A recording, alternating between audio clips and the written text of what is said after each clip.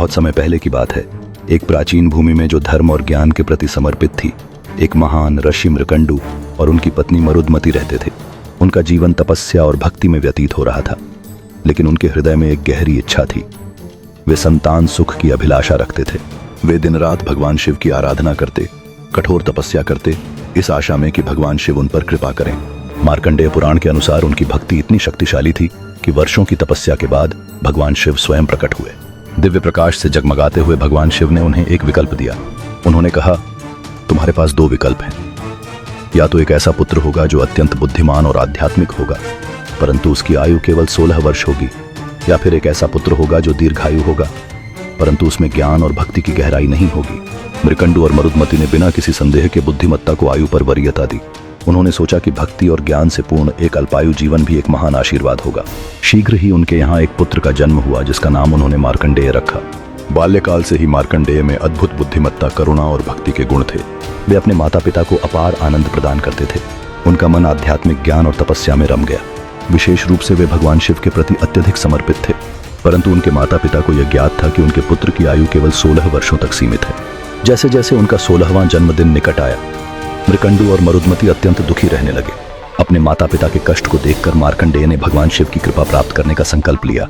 उन्होंने अपने माता पिता को आश्वस्त किया और एक पवित्र वृक्ष के नीचे स्थित शिवलिंग के पास जाकर गहन ध्यान और तपस्या में लीन हो गए।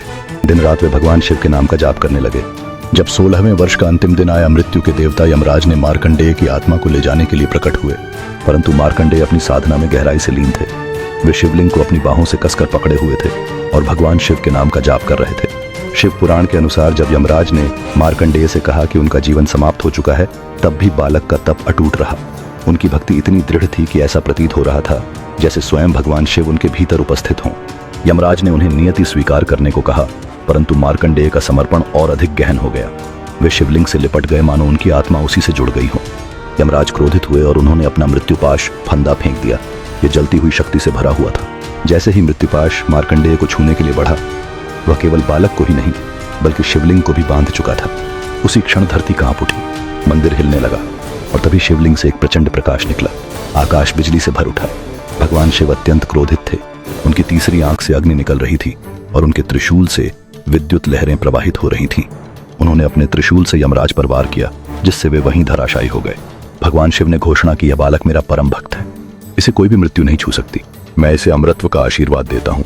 भगवान शिव की असीम कृपा से मार्कंडेय को अमरत्व का वरदान प्राप्त हुआ। वे मृत्यु के बंधन से मुक्त हो गए और एक चिरंजीवी ऋषि बन गए। इसके बाद मार्कंडेय ब्रह्मांड के गूढ़ रहस्यों की साधना में लीन हो गए। उन्होंने ध्यान और तपस्या के माध्यम से दिव्य रहस्यों को जाना और समस्त लोकों में पूजनीय हुए।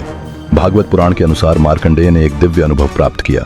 उन्होंने प्रलय, महाविनाश को अपनी आंखों से देखा, जब पूरी सृष्टि जल में विलीन हो गई थी।